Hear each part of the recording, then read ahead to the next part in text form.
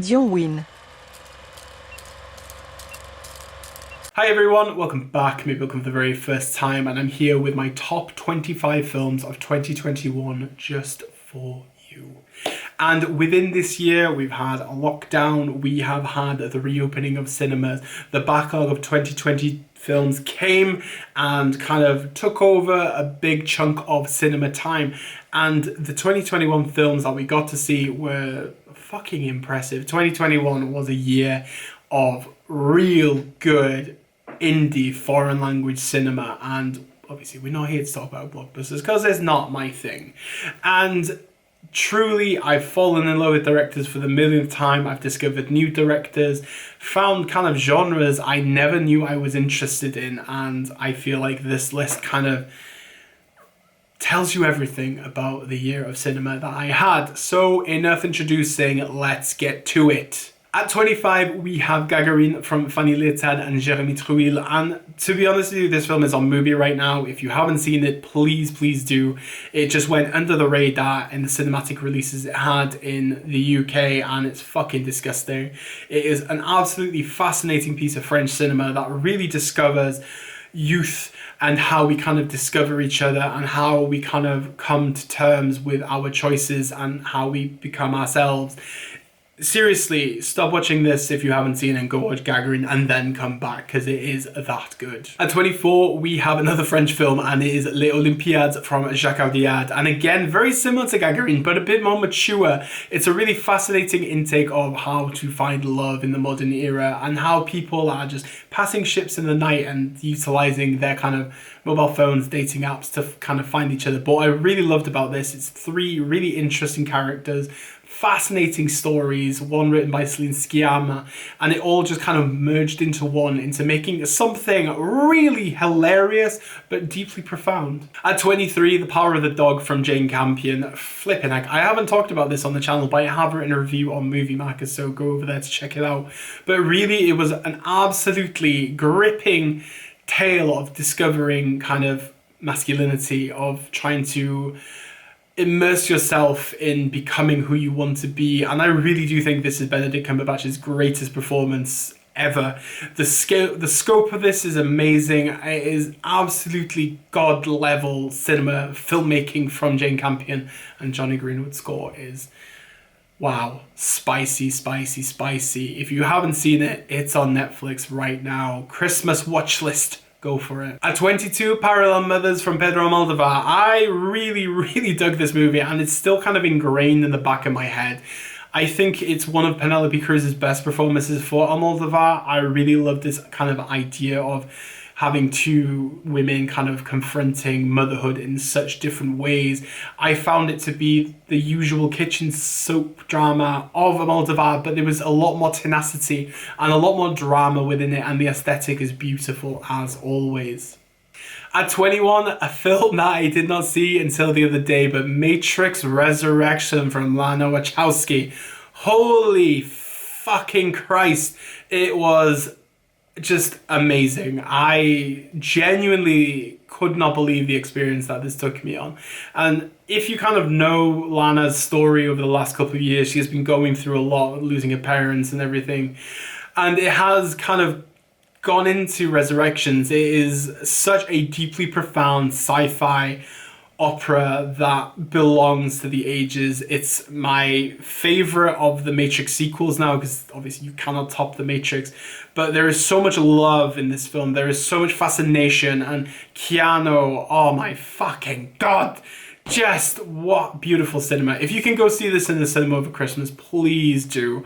It is epic. And if you haven't read Dimitri's review of it on Movie Maker, please check it out, because it is a beautifully touching piece of criticism. Next, we have Jumbo from Zoe Wittok, another French film. There's a lot of French films at the bottom half of this list, but I really found this to be absolutely fascinating, because kind of falling in love with an object is something that we kind of laugh at quite a lot in time, and this film was actually something that you should take seriously in understanding that that Love is Love.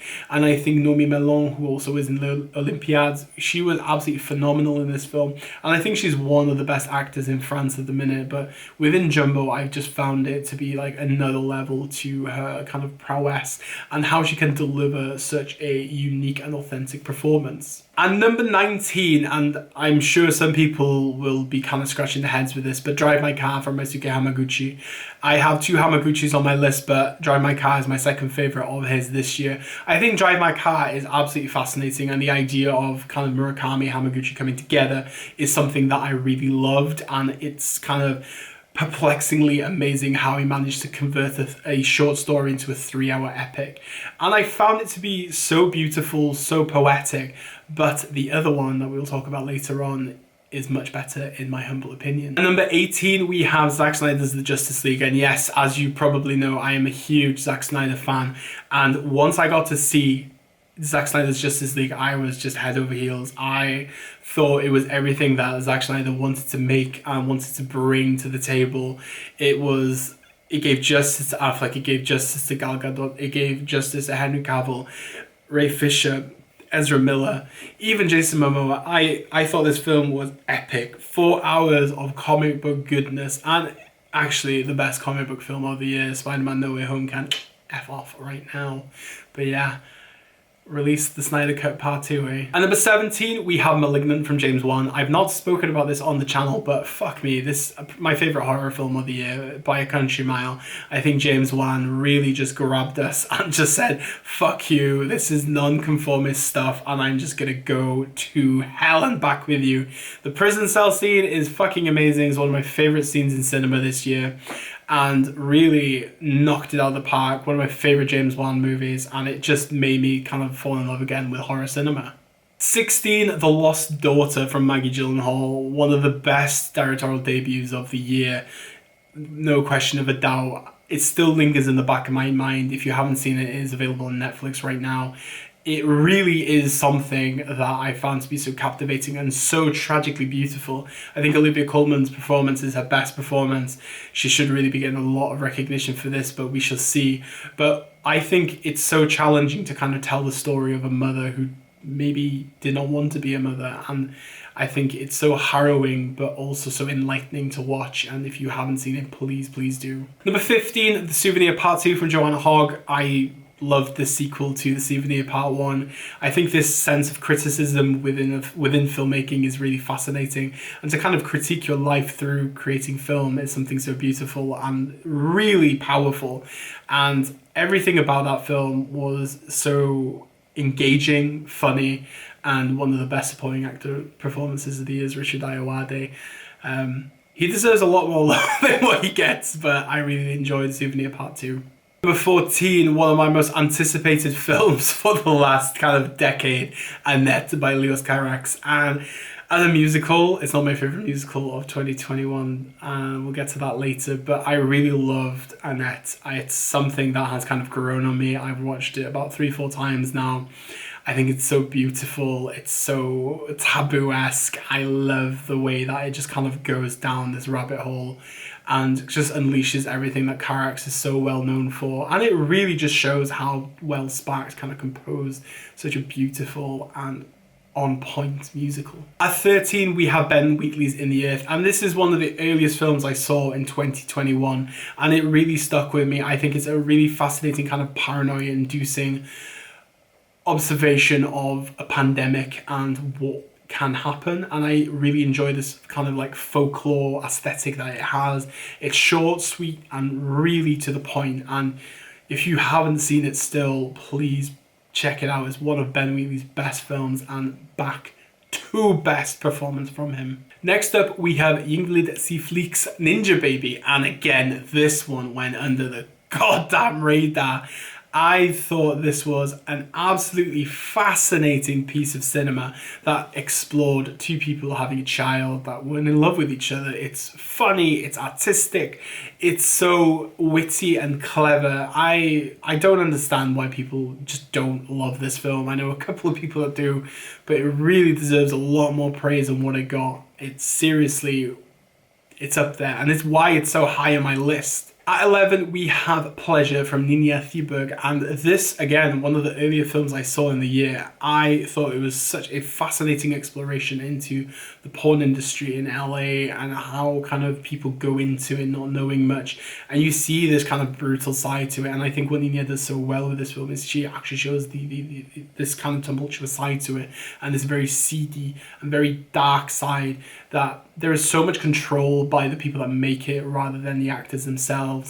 And I think really it's a film that hopefully will get a release in 2022 in more territories, but there is so much to take into it that it's just so intriguing, and another reason why it's on my list. Number 10, we have The Worst Person in the World from Joachim Trier, and fucking hell, like, Joachim Trier just makes banging films one after the other, and this one was just on the point, I think, for somebody within this kind of age range, kind of trying to understand themselves, and this kind of ferociousness that this lead performance has is everything that I loved about it. And I think a lot of people will love this in 2022 when it comes out in more territories. It really is very, very special. I'm not going to say anymore because I will release a video at some point about it. And number 9, my favorite Ryusuke Hamaguchi film, Wheel of Fortune and Fantasy. I really thought this was much better than Drive My Car, purely for the reason I really loved the journey it took me on, the 3 different stories of interconnected kind of human expression, human connection. That is something that I truly love within my films, and I think within these 3 stories were really fascinating stories about love, life, death, reconnection, rebirth, everything. I thought it was astounding, and I think Hamaguchi is going to next level stardom now. He seems like he's going to win an Oscar with Drive My Car, which fair play to him. Obviously, Julia Ducournau should win it for Titan, but that's a different story. But I think Hamaguchi has had a banging year. Name a director that's done 2 amazing films like this back to back. Yeah, I'll wait for your answers, but yeah, check it out if you haven't seen it yet. Number 8, a film I'm not actually talking about on this channel just yet, but Vortex from Gaspar Noé. Holy shit, you know, this is so simple, so elegant, so tragic. It's everything that you would expect from somebody else, not Gaspar Noé. And I think within Vortex, I think is one of the best performances I'd seen this year, and that's from Dario Argento.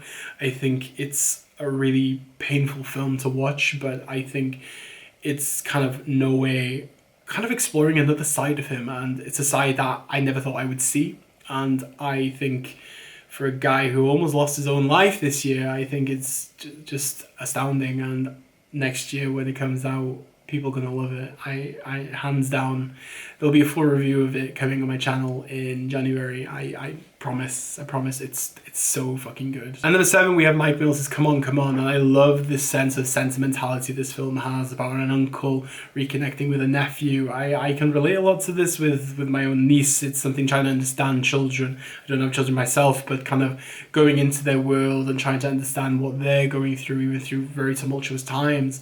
And throughout this whole film, I just thought, fuck, this just connected with me so much. And I think even when you talk about something like Beginners, which is one of my favorite films of all time, it's just Mike Mills really strikes a chord with people. And he strikes a chord with me deeply. I really love his kind of observations of the world, and Come On, Come On is, again, going under the rug. I don't know why people are ignoring this movie, but fucking hell, it was amazing to see Joaquin back in an indie and just do so well with it. Absolutely loved Come On, Come On. And number 6, we have Tick, Tick, Boom from Lin-Manuel Miranda. And the name I never thought would be on the list, but it is because I think it's one of the best musical biopics I've ever seen in my life. I think it pays homage to Jonathan Larson with great poignancy and so inspirational. And Andrew Garfield gives another amazing performance.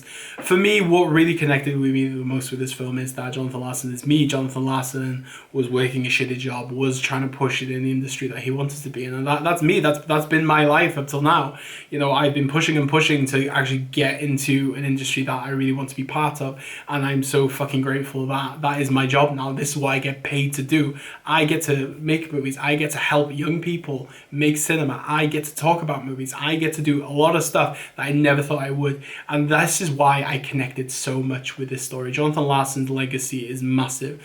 Rent is one of the biggest musicals of all time, and he never got to see that. And I feel so grateful that I'm still here and doing the things I do. And I think Tick Tick Boom is just that kind of film that is a torchbearer for anybody that is trying to make it in life, in any industry that they want to. It can happen.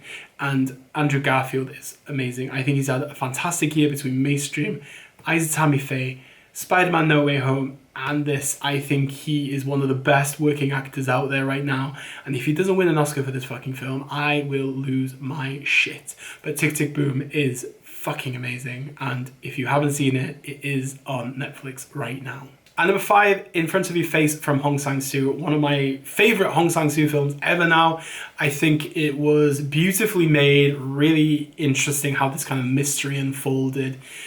I've talked about this in great lengths in my video review, but genuinely, if you haven't seen In Front of Your Face, please do. Number 4, Mona Lisa and the Blood Moon from Anna Lily Ampur.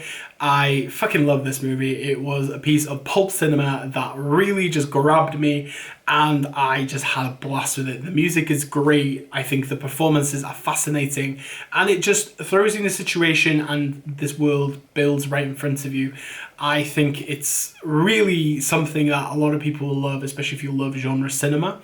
And from what I understand, it will be out later on in 2022. Number 3 is France from Bruno Dumont. Again, I think about this film quite often, but I really loved how he kind of explores media and how you kind of try to rebuild your soul after kind of selling your soul to these corporate idents.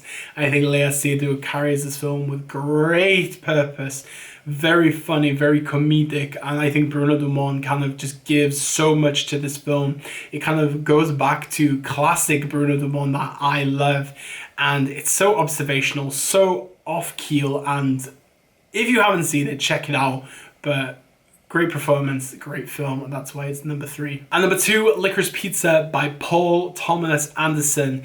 Fuck, this movie gave me life. I think we've all had a shitty year when it comes to this fucking pandemic, and we've been tested, we've been prodded, we've had a lot going on, but Licorice Pizza just gave me so much life. It made me kind of remember why I love cinema so much and why sometimes it's better to go on an easy ride rather than going on this kind of crazy character-driven narratives that PTA is so well known for.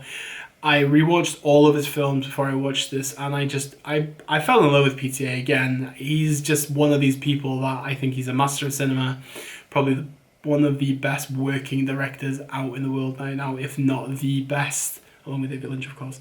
But Licorice Pizza is that film, and I cannot wait for more people to see it after Christmas and going into the new year, but damn, he's made it again. And at number 1, and it's probably obvious, but it's Titane from Julia Ducournau, and I genuinely do think this is one of the best films I've seen this decade so far. I'm sure it's going to be up there in, you know, the top 5s, even if number 1 is my favourite film of the last couple of years, I've got to say. And I think Julia Ducournau is just growing and growing and growing as a filmmaker, and I think what she does with film is so important. She kind of gives this genre splice, but she just delves deeper into the psyche of the human condition, and she kind of explores a lot more about the familial bonds here, and I really love that element of it. I think once you kind of get over the first 30 minutes of the film, it becomes something really fascinating, really dramatic, but those essences of kind of body horror still exist within it. And Agathe Roussel is amazing, one of the best, if not the best, debut performances of the year.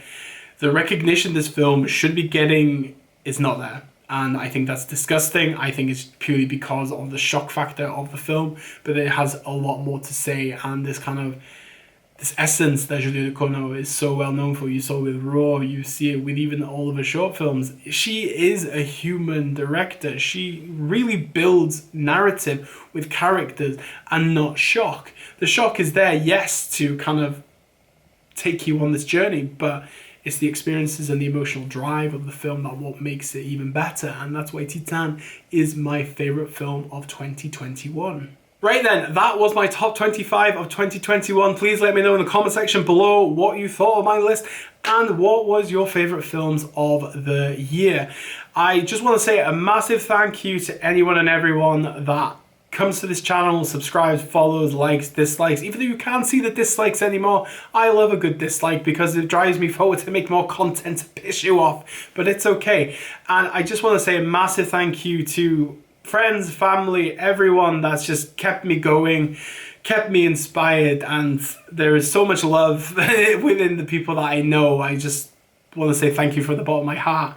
And I look forward to 2022. I really don't know what's going on with the channel at the minute because my life is a bit chaotic, but I will kind of persevere and try and make videos when I can. It might not be as kind of routine as it was, but I will persist because I really love doing these. It's kind of a really nice way for me to kind of compartmentalize what I've been doing, and it actually relaxes me just sitting in front of a camera in my office, just actually talking about cinema that I love. So thank you so much. I wish you happy holidays, happy new year. I hope you are well, you are safe, you are taking care of the ones that you hold so dear to you. It's been a shit end to the year, I think, on a global scale, but I do truly hope that you're okay. And if you ever do need to talk, all my connections are below if you want to reach out, because I'm here for anyone.